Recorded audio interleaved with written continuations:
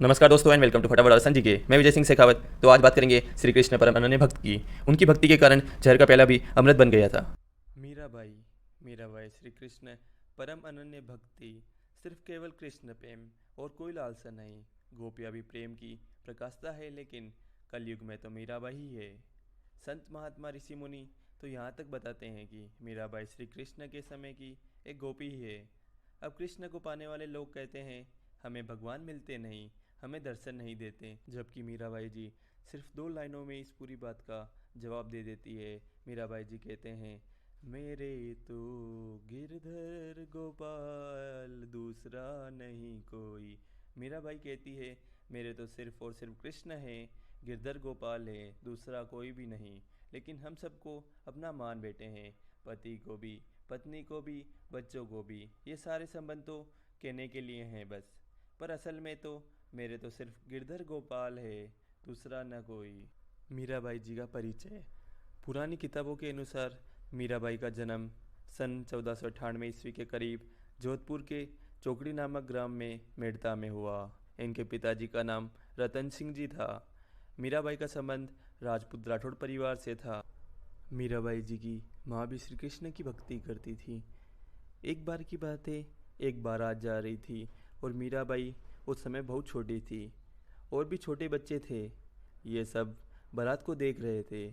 उन बच्चों में एक मीराबाई भी थी। तभी घोड़े पर एक दूल्हा बेटा देखा और मीरा ने अपनी माँ से पूछा कि ये कौन है। तो माँ ने कहा कि बेटी ये किसी लड़की का घर वाला है। तो मीराबाई कहती मेरा दूल्हा कहाँ है। माँ ने उसी समय उसे समझाने के लिए श्री कृष्ण की मूर्ति उसके हाथ में दे दी और कहा ये तुम्हारा घर वाला है। अब मीराबाई जी के दिल में ये बात बैठ गई, मेरे पति, मेरे दूल्हे तो श्री कृष्ण सांवरे सलोने हैं। अब मीराबाई दिन रात उन्हीं के साथ रहती, उन्हीं के साथ सोती, उन्हीं के साथ खाना खाती, उन्हीं के साथ सारा दिन बिताती, उनके साथ ही खेलती। जब यह छोटी थी तब उनकी माँ का देहांत हो गया और इनके दादा राव दुदानी नेपाल थे। फिर मीराबाई जी का विवाह जब वह बड़ी हुई तो उदयपुर के महाराजा कुंवर भोजराज के साथ हुआ, जो उदयपुर के महाराणा सांगा के पुत्र थे। पहले तो मीराबाई जी ने शादी के लिए मना कर दिया, लेकिन परिवार के ज़्यादा जोर देने से वह तैयार हो गई। कहते हैं जब मीराबाई के फेरे चल रहे थे, उसी समय भी मीराबाई श्री कृष्ण का विग्रह लेकर साथ बैठी थी। मीराबाई ने भगवान श्री कृष्ण के लिए सांसारिक लज्जा और लोक परंपरा का पूरी तरह से त्याग कर दिया था। मीराबाई जी के गुरु थे श्री हरदास। मीराबाई को उन्होंने राम मंत्र की दीक्षा भी दी थी, लेकिन उनका प्रेम श्री कृष्ण से था। जब सच्चा सद्गुरु मिल जाए तो भगवान का मिलना भी निश्चित है, इसमें कोई संदेह की बात नहीं है। जब हरदास जी ने मीरा का श्री कृष्ण के प्रति प्रेम देखा तो उन्हें अपनी शिष्या बना लिया, क्योंकि एक गुरु भी एक शिष्या की तलाश में होता है। मीराबाई जी का विवाह हुआ। विवाह के कुछ समय बाद उनके पति भोजराज का देहांत हो गया। पति के मौत के बाद उन्हें सती करने की भी कोशिश की।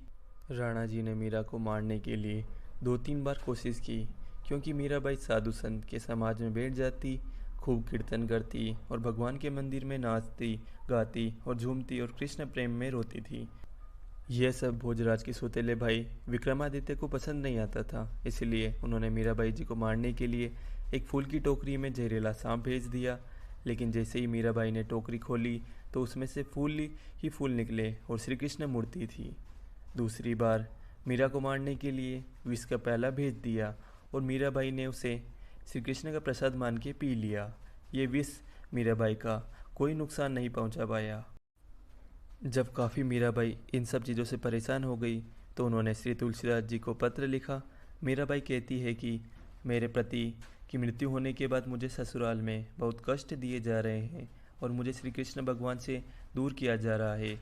आप मेरे लिए कोई आज्ञा कीजिए। इस पत्र को पढ़कर तुलसीदास जी ने जवाब दिया और कहते हैं अपना कोई भी कितना भी प्यारा क्यों ना हो, यदि वह भगवान से प्यार नहीं करता, भगवान की भक्ति में बाधा बनता है, उसे करोड़ बेरियों के समान त्याग देना चाहिए। अब यह तुलसीदास जी की बात मीराबाई ने मान ली और मीराबाई फिर वहाँ से चल दी और पहले मीराबाई वृंदावन गई। जब मीराबाई वृंदावन में पहुँची तो सभी मीराबाई के दर्शन करने के लिए पहुँचेगी। आज श्री भगवान कृष्ण की परम भक्त मीराबाई जी आई है। वहाँ मीराबाई जी जी गोस्वामी जी के दर्शन करने के लिए गई, लेकिन गोस्वामी जी का नियम था कि वह किसी भी स्त्री से मिलते नहीं थे और न ही उनका चेहरा देखते थे। उन्होंने मीराबाई से मिलने के लिए मना कर दिया।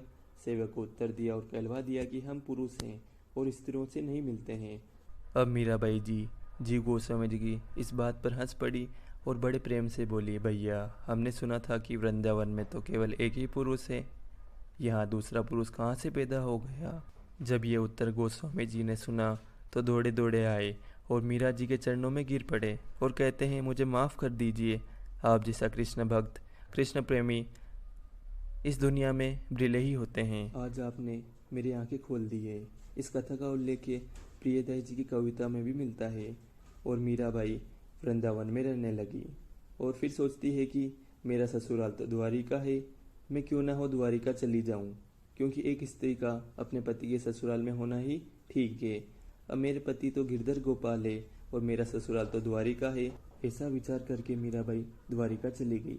यहाँ पर खूब भगवान के कीर्तन करती और भजन करती, नाचती गाती और साधु संतों का संग करती और खूब आनंद करती। एक बार की बात है, मीराबाई जी श्री कृष्ण के भजन में डूबी हुई थी। बाहर सभी ये जानते हैं कि मीरा श्री कृष्ण का भजन कर रही है, लेकिन अचानक कृष्ण को याद करते करते कृष्ण का भजन करते और श्री कृष्ण की मूर्ति में समा गई। मीराबाई सशरीर आज श्री कृष्ण की मूर्ति में समा गई है और मीराबाई की साड़ी का एक छोर मूर्ति के पास मिला था। भगवान ने उन्हें अपने लोक में स्थान दिया और वहाँ पर सब लोग मीराबाई को ढूंढते रह गए कि मीरा कहाँ गई, लेकिन मीरा आज श्री कृष्ण में समा गई। पुरानी किताबों में लिखा है मीराबाई जी का परलोक गमन सन 1546 ईस्वी में हुआ। अंत में इसी स्टोरी से जुड़ा मैं आपको प्रश्न पूछता हूँ, मीराबाई के गुरु कौन थे? इसका सही उत्तर है गुरु श्री रैदास जी।